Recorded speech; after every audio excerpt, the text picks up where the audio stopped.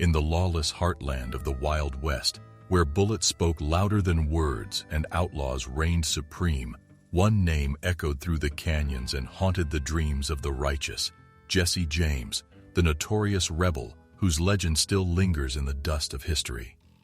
Today we will talk about Jesse James, the outlaw's last ride and mysterious death. The Wild West is well known for the legendary figures that inhabited it, as well as the stories they told of anarchy, adventure, and violence. Jesse James is one such figure who stands out as someone who exemplifies the outlaw archetype. Jesse James was born in 1847 in Clay County, Missouri, and grew up during a turbulent time in the history of the United States. This time period was typified by the Civil War and the fights between Union and Confederate sympathizers.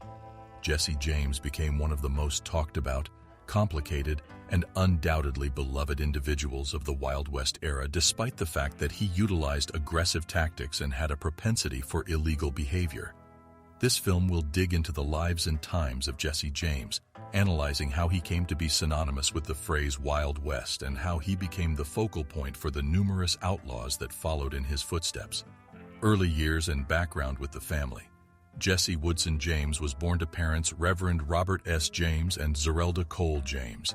Jesse's middle name refers to his grandfather, Jesse Woodson James. Clay County, Missouri, sometimes known as Little Dixie due to its population of Southern transplants and its ties to the Confederacy, was the home of the Scottish and English ancestors of the James family. The James family lived in Clay County, Missouri. Jesse was the middle child of 4 in his family, which also included an elder brother named Frank, a younger brother named Robert Jr., and a sister named Susan Lavina. The James family farmed hemp on a commercial scale and raised sheep on the farm that they owned and operated near Centerville, Missouri. The farm consisted of 100 acres. The fact that the family owned enslaved people is evidence of their commitment to the institution of slavery, which played a significant role in a great deal of the region's economic activity at the time. Reverend Robert James, Jesse's father, was a prosperous hemp farmer and a Baptist minister who had traveled to Missouri to assist in the establishment of William Jewell College in Liberty. Jesse was named after his father. Tragic events and unstable conditions.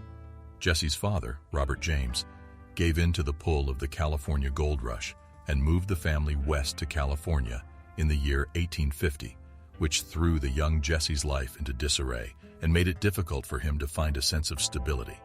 Unfortunately, cholera took its toll on him, and he passed away not long after landing in California, leaving his family without a father. After the passing of Jesse's father, Robert, Zerelda remarried twice, first to Benjamin Sims and then to Dr. Archie Reuben Samuel. Jesse is the child of the second marriage. Both of these marriages were brief and ended in divorce or death. Jesse was able to keep his close relationship with his mother and establish a strong work ethic while working on the family farm in spite of the disruptions that occurred in his family life. He was noted for his solitary nature, thoughtfulness, and fierce guarding of his mother and other loved ones. Frank, Jesse's brother, had a profound love for literature, particularly the Bible, and the family anticipated that he would pursue higher education. However, the advent of the Civil War in the United States made it impossible for them to pursue their academic goals as planned. The Civil War, as well as the decision to join the Confederacy. During the time of the Civil War, Missouri was a border state, and it was subject to significant tensions between Union and Confederate sympathizers. In May of 1861, Jesse James' older brother Frank enlisted in the Missouri State Guard, making him a recognized Confederate soldier. Jesse James was born in 1835. He fought in several engagements, including the Battle of Wilson's Creek and the First Battle of Lexington. Jesse remained devoted to his family and helped out on the farm despite the fact that he was initially too young to participate in the conflict. Despite this, he yearned for action and ultimately joined his brother in supporting the cause of the Confederacy. Jesse's spirit of defiance became stronger when he suffered experiences that were dangerously close to ending his life and observed the brutality of Union militias. He joined Quantrill's Raiders, a famed Confederate guerrilla band led by William Clark Quantrill in 1864 when he was only 16 years old. Quantrill's Raiders and the Reign of Terror. Jesse James, accompanied by Quantrill's Raiders, undertook a string of raids and other acts of guerrilla warfare across the state of Missouri and the territory that bordered Kansas.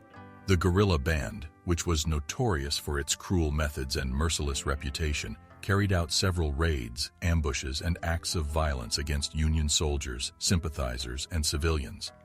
They were known for their brutal tactics.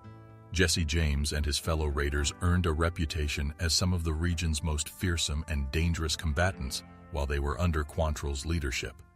This was due to the fact that they struck dread into the hearts of their adversaries. During this time, Jesse James became known for his superb horsemanship, marksmanship, and tactical skills. He also had a reputation for being a fierce gunfighter. He became famous for his audacious escapes, during which he successfully evaded capture by Union forces on multiple occasions. Jesse's mental health suffered as a result of the violence and murder, and he saw the deaths of a great number of close friends and comrades while they were on the raids. Outlaw activity following the American Civil War. In the years following the conclusion of the American Civil War in 1865, Jesse James and his brother Frank found themselves on the wrong side of the law. They were no longer seen as members of the Confederate Army fighting for their cause. Rather, they were considered outlaws. The James Younger Gang was a criminal organization that specialized in stealing banks, railways, and stagecoaches. The James brothers and other former members of Quantrill's raiders established the James Younger Gang. Their heists were precisely organized, and they frequently took property that represented the riches and might of the Union. The gang would launch their attack with lightning speed, easily taking control of the security personnel and the passengers, and escaping with significant quantities of money. Their daring deeds captivated the imagination of the general people, and the media sensationalized their antics, which contributed to the perpetuation of their image as legendary criminals. During their existence as criminals, the James Younger Gang was involved in several altercations with members of the law enforcement community and Pinkerton agents. They evaded capture by engaging in gun battles and attempting dangerous escapes, leaving a wake of bloodshed in their wake. The gang's operations took place throughout multiple states, including Missouri, Kentucky, Iowa, Texas, and Minnesota.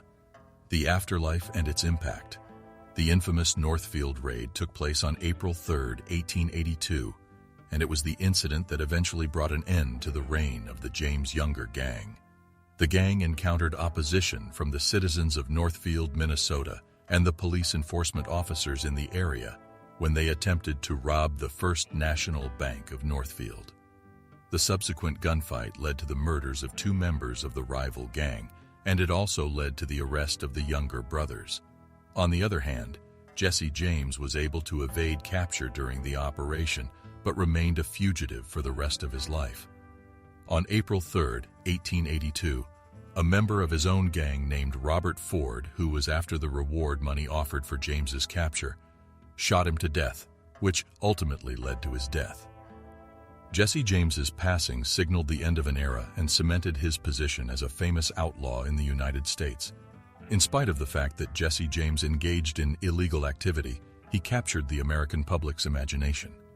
In the view of many, he rose to the status of a folk hero and became a symbol of defiance against the established order. His narrative has been romanticized and represented in various books, movies, and other forms of popular culture throughout the years. That's all for today. Let us know your thoughts in the comments below, and don't forget to like, share, and subscribe to our channel for more videos. See you next time.